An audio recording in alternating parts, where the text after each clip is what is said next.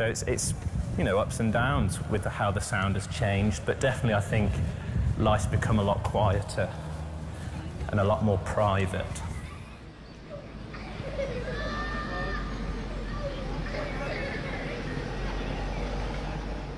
Speaking about it is quite cathartic, and I can hear like all the sounds in my head now, particularly because it was quite funny, like in the days after my granddad died or whatever, and we were singing, but obviously like we were singing through tears, so we sounded awful.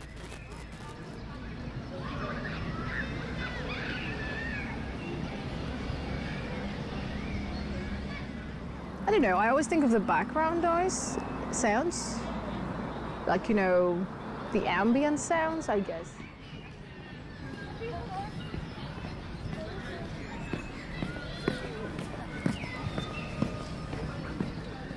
You know, the lack of traffic, the lack of people. I think there's a lot more nature post-COVID now, you know, like we talked about, this appreciation of small details.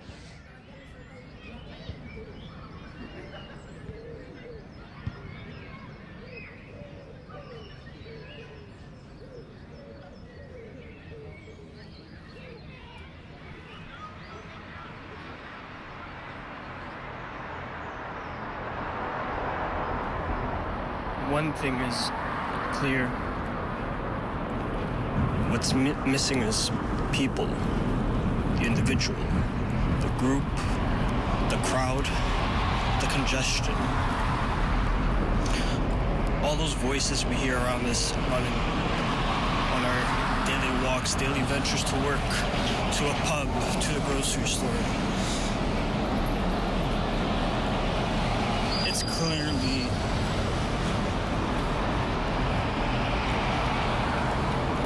different. The streets are empty.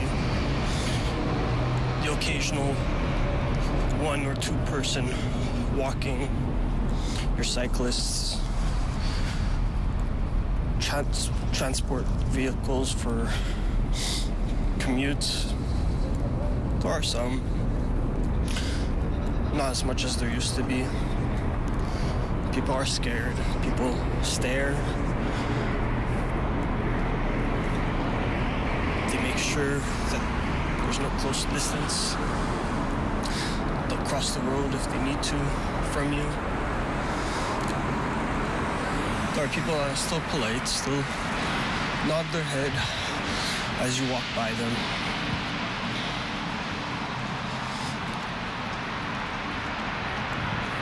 But the virus has taken something away from us. Is it our sense of freedom? Is it our capability of adapting? Are we capable as a species to overcome something together? For some, the solitude and lockdown might not be a huge effect on their life. For others, it could play a psychological game.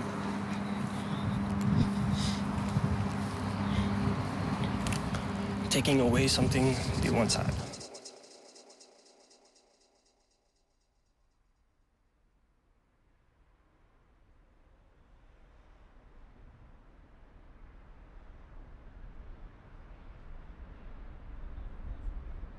I'm doing this project more as a sense of documentation.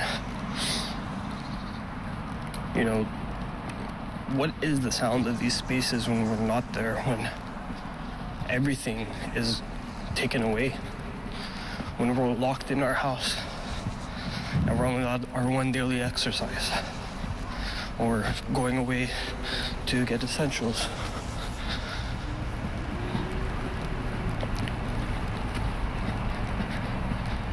It's a bizarre phenomenon.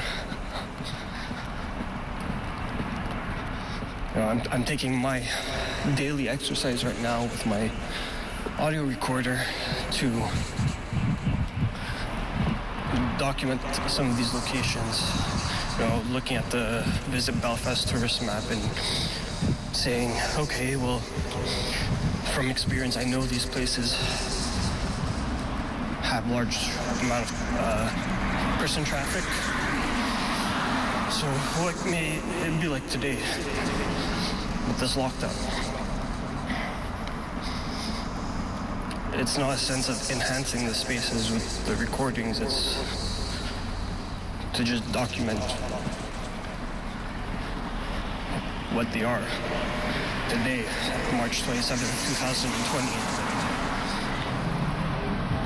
As I walk through Belfast city centre,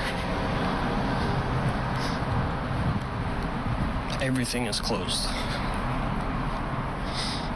You'll have a Tesco open, your Poundland for essentials. Everything else is boarded, gated, shut down by a string. Closure signs are everywhere. So what you don't hear is the people, but you start hearing more of the city. What's been built, the industries, the stores, our electrical units. Nature also blankets all of these sounds.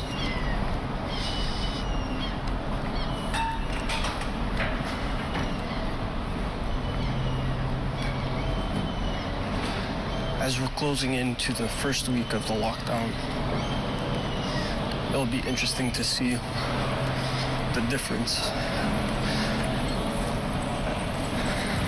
whenever the lift of the lockdown happens. For now, this is part one of COVID-19.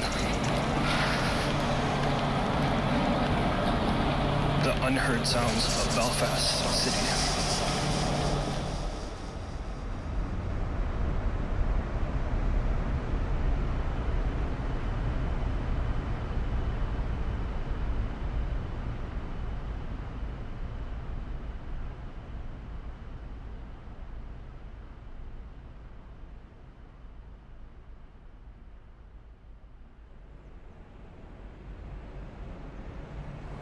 So it is, forgot the date.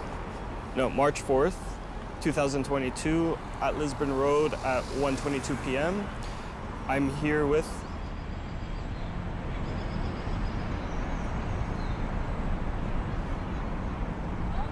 Where I lived in a flat with, as I said, 4 other people in kind of like a council estate, so there was always lots of noise there. So I guess my sound was it was quite muffled because I tried to wear like big headphones when I worked, so kind of muffled conversations of like my flatmates or like music playing or loads of traffic outside. I think when you say sound, it really comes to my mind the garden, because I was one of the lucky ones. So I have a small garden and I did spend a lot of time there. So because I slowed down my pace, like my daily pace, going to work and being in the office or being in a busy city. Dublin was much busier as well than Belfast is. And all the loud sounds from the city, I was just suddenly alone, in my flat. I think just in general, life's become a lot quieter, hasn't it? Sat in your room, in your own office space, doing work from home, or, life's become so much quieter, and I guess that kind of is more peaceful, but also maybe there is a sense of you missing out on stuff when you're not meeting people and when you're not out and about listening to things and talking to people and experiencing new things, I suppose. So it's ups and downs with how the sound has changed, but definitely I think life's become a lot quieter and a lot more private.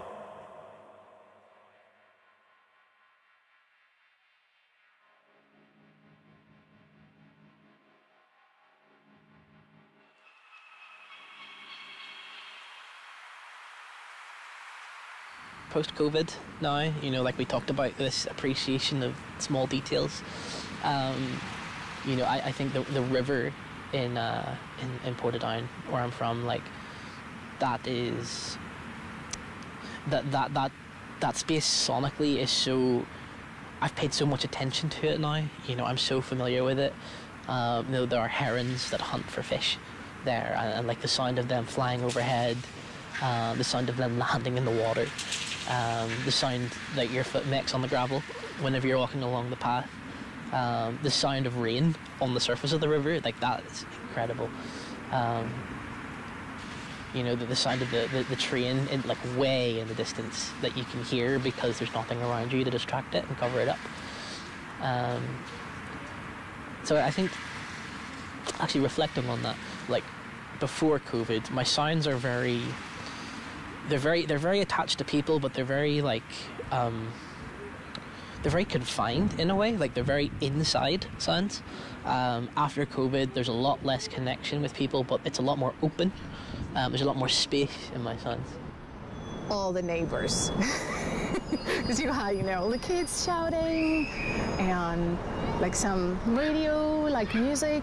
Everybody had, like, I don't know, what's the radio here station, Cool FM or something, you know, everybody was listening to Cool FM, all this kind of pop music from every garden, you know, at the back.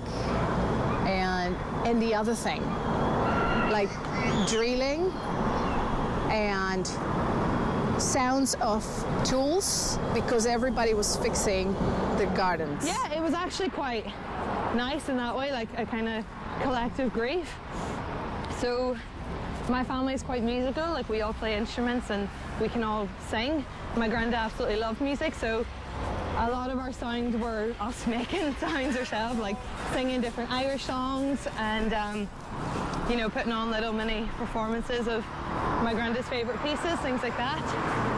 Then when I moved to Belfast, my surroundings obviously changed quite significantly again, because as I said, I was living alone. So that was really abrupt. It went from kind of being always with family to like complete silence. So in those months, I guess it was a lot of like artificial background noise that I was making to make myself feel less lonely.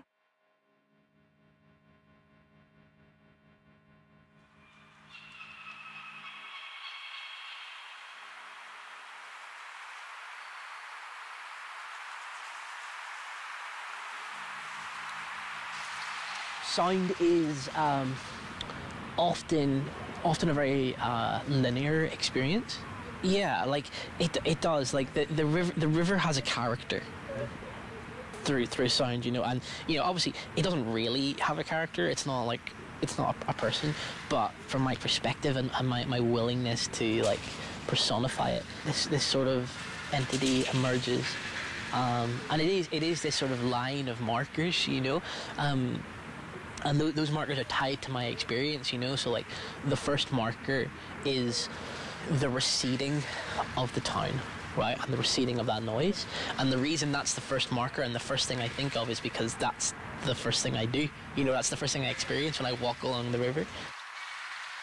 I did spend more time in nature. So when it comes to, you know, nature sounds, it does bring me more memories from COVID, which is a bit sad because now going back to doing things, you know, being busy, I don't really go. Speaking about it is quite cathartic, and I can hear like all the sounds in my head now, particularly because it was quite funny, like in the days after my granddad died or whatever, and we were singing, but obviously like we were singing through tears, so we sounded awful. So there'd be times we'd be singing and then someone would sound so bad we'd all just start laughing, and so like memories like that are quite nice, like very bittersweet. You hear all those sounds, all those natural ambient sounds that you wouldn't hear before, so I guess it's made us more aware sonically. I definitely feel more aware of my surroundings, of every environment that I'm in, on how it sounds, how it would be, how every environment sort of impacts you in your brain through what you're listening to. You can take away all pictures completely and play the sounds of a location, and you will easily transport people there. And I think that's quite powerful because you get that through really, really, really subtle sounds.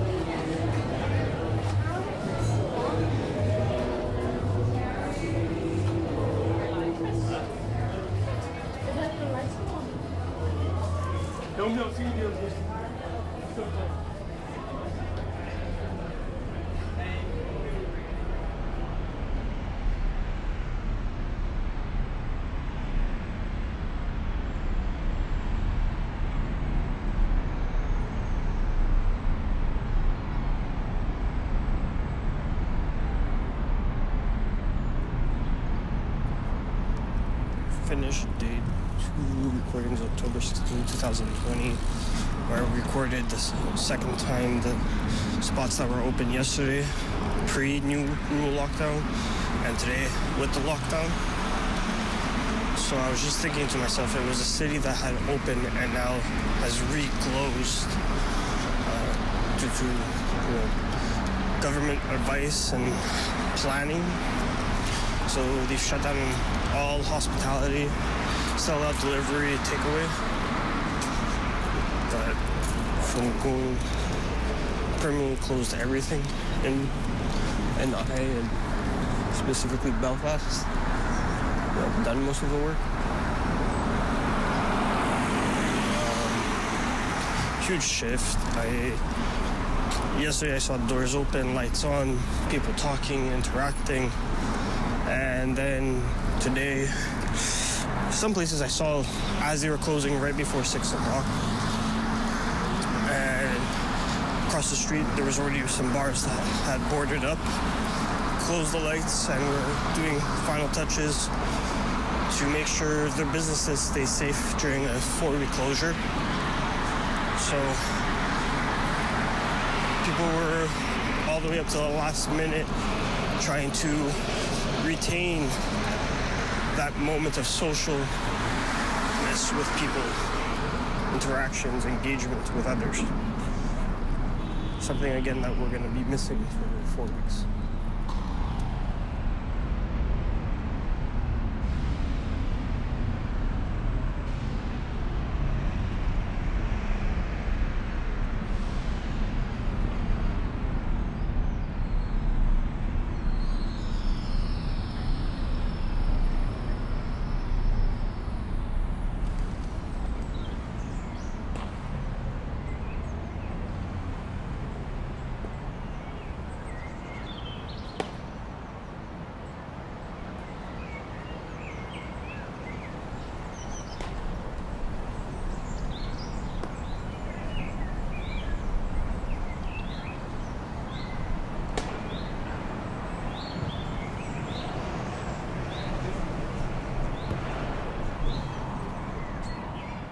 If I'm thinking about sound in very basic terms, I don't know, it's a way to alert you, right? So it's quite nice at the minute. I'm starting to hear a lot more birds chirping, which is making me think that it's coming into spring. So sound's quite a good indicator for changing seasons, I guess, and it's quite hopeful at the minute because the weather's obviously miserable, so it's nice to have something to cling on to. I guess, you have sounds that you listen to and then you process and then you take a decision. You hear something before you see it, usually. So it's often your first port of call, it's your first impression of something that you're about to encounter, is what it sounds like. The loud, if I leave the window open in my house and just to leave a bit of air come in. And suddenly I realized that the traffic is getting heavier and I started, getting all this loud noises from the cars and the buses. And I am really concentrated on reading or writing. Suddenly I would realize, oh, what's the sound? And then I would just have to close the window.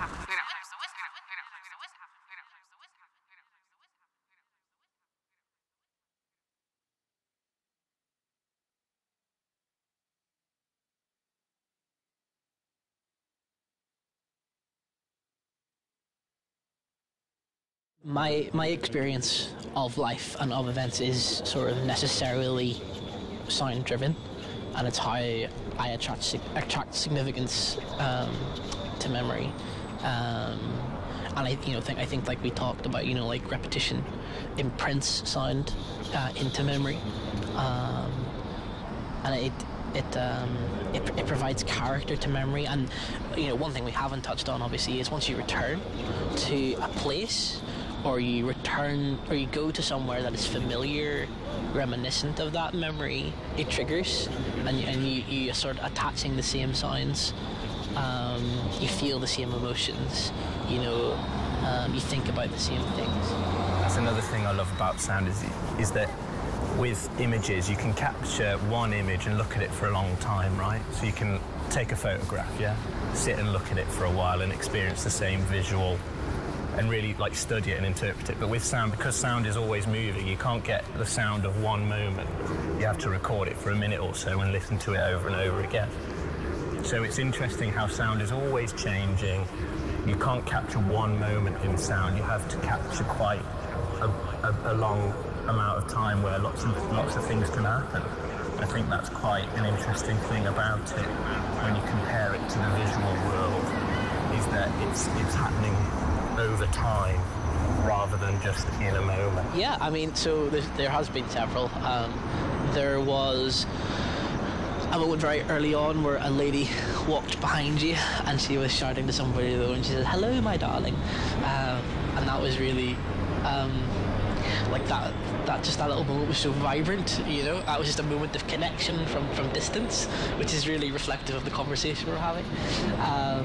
We had the planes moving overhead, but like it was a layered sound, right? There was like a rumbling over there somewhere as well, and it was like a duet between the two. But I think because I spend so much time in my flat, in my living room, and we have the busy road like this one, and I would just have this sound in the background for the whole day. And that kind of maybe brings me back a little bit, that memory from those days of isolation. I guess that sound of like the generator going, maybe not specifically here, but it's a very pub sound, isn't it? Like the sound of a generator outside, or I don't even know if that's a generator, but you know what I mean, like that buzzing thing, which is quite nice. And yeah, like just the trickling of the drain, maybe not specifically this street, but Ireland again, like anytime it rains, especially when I wasn't living in Ireland, I did get very homesick because all it does is rain here most of the time, so it's quite an easy association to make.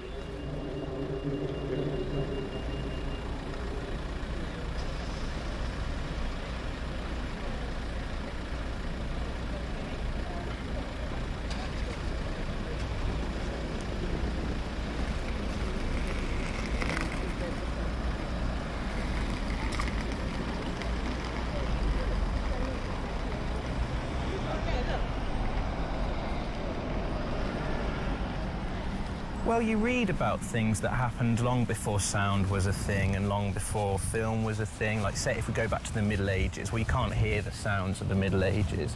We can see what it might have looked like in paintings and things like that, but we can't see it. It's such a new thing to experience the sounds of history, and I think it's very powerful. If you listen to audio recordings of, well, in this part of the world, I guess the Troubles, they're very powerful, they're quite emotional. And there's something about sound that is more that is extremely emotional for people. That's why, some music makes you cry, or some sound effect in a horror film makes you scared. It's rare that you get that in imagery as well.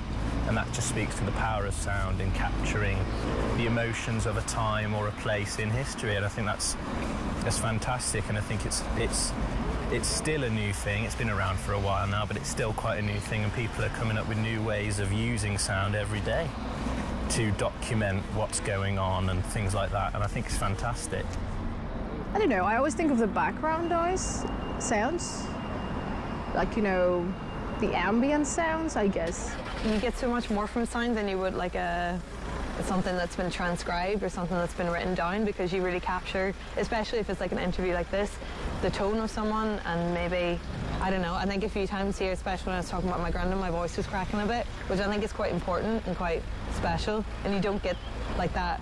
I guess it's the temporality. There's such a specific temporality that comes to recording sound that you don't get in other modes of communication. And I think it's quite special because obviously Normally when you speak, it's as soon as you say it's gone. But obviously when you record it, you are making it somehow immortal, but still keeping the specificities of the conversation. I don't know, okay, language, maybe. I don't know. Is it part of it? Yeah, because people talk, they have a particular accent, or they use specific words.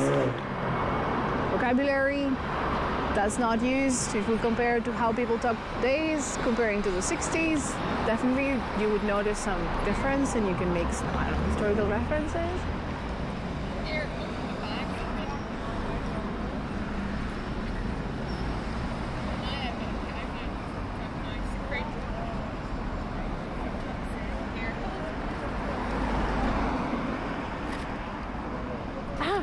Sound, yeah. We forgot about that. The signaling for crossing the zebra tracks or pedestrian crossing. This is something we didn't have like when I was a kid, definitely even. Well, in Greece we didn't have it for sure. Because now it's more awareness, you know, for people with disabilities, which in the past didn't exist. So, yeah, definitely the sound at the traffic lights. Those two things would look identical on paper, but when you capture them and the sound of the people saying them, you learn something else, something that's maybe a little more unquantifiable about the person and about the situation, more visceral about sound. You know, like not to sort of become too absorbed with the world right now, but you know, like there's been a lot of reports about Ukraine on the TV over the past couple of days, and one thing I've noticed is all of these reports, they have this air raid siren that just it sounds so much like the Blitz from the 40s and World War II, you know, and it's like this marker, right, that is suggesting to you war is here, violence is here, right? And like you can show pictures and videos of fighter jets over cities and of people with guns and of you know, refugees fleeing, but that air raid siren, it triggers something in you, like something instinctive that communicates something deeper.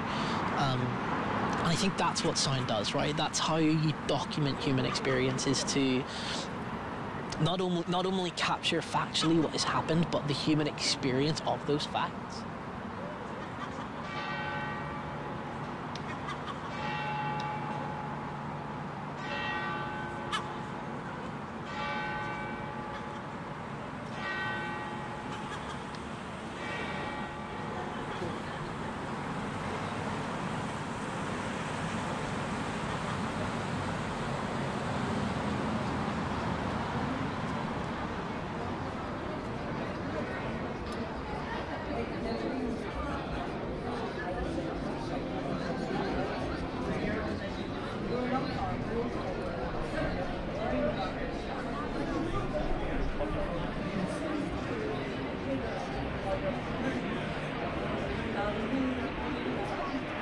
Oh, there are so many one-sentence phrases, aren't there?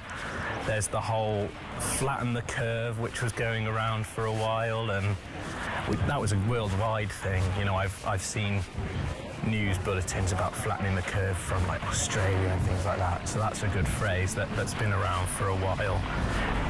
The other one that I found very funny and lots of people did was someone would say they were going to do something and they'd follow it up with the words socially distanced, of course. Every single time everyone was saying socially distanced, of course. So that's another phrase I found very prevalent during the pandemic, definitely. I'm trying to think of any others. Those are the two big ones that come to mind at the moment. There are definitely some more, aren't there? Because they were saying the same things over and over to us for months and months on end, weren't they?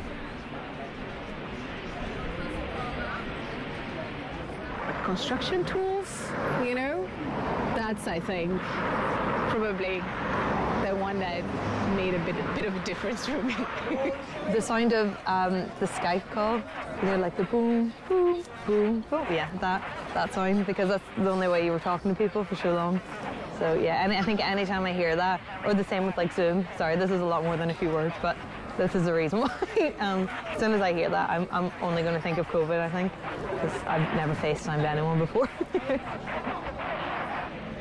And it's very interesting, I think, because it shows you that people are restless. I mean, people want to do something. They can't just sit around.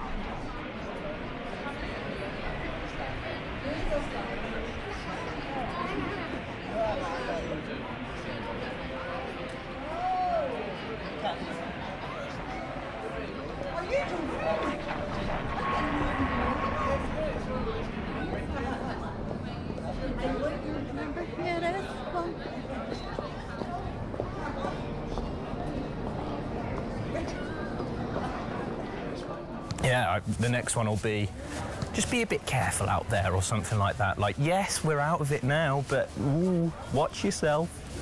It'll be along those lines, won't it? I've read an article today which was, this isn't over, was another word that was used, because we've recently come out of very tight restrictions in this part of the world. And there was a bulletin by The Sun that I was watching just before I came in.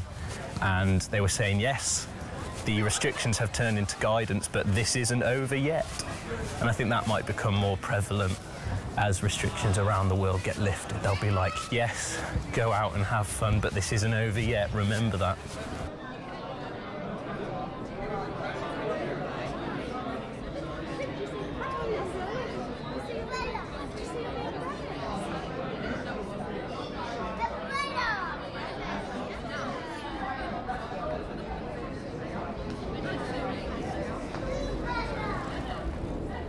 It's the human experience of the facts that, like, gives you deeper understanding, gives you deeper insight into the past. And I think ultimately, you know, we look at the past because we want to understand how to move forward into the future, you know, like... I think that's true, because I know lots of people have struggled more than others. Yeah. And maybe they'll find a bit of comfort knowing that, or just hearing about what other people went through and how they managed, and there might be a bit of comfort there for those people if they do happen to hear this and happen to listen to the ways other people have experienced these troubling times. That, you know, you're right, those sounds are lost now.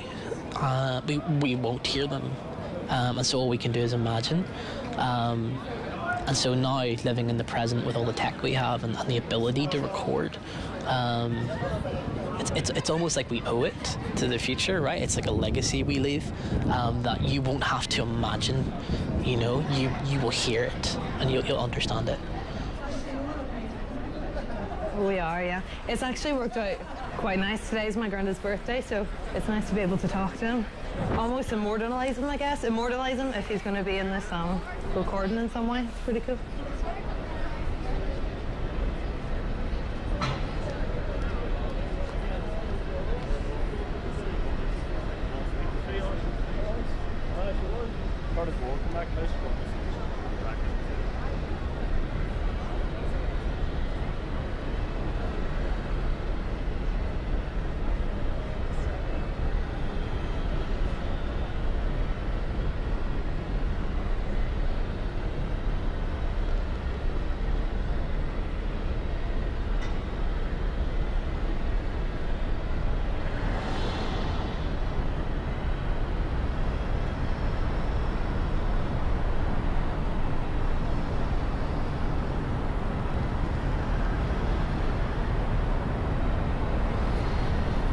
Just to add to previous recording, I started walking around the cathedral quarter back towards my home around 7:15. So for a Friday night to see everything closed and boarded up, and that's the end of that, kind of bizarre again.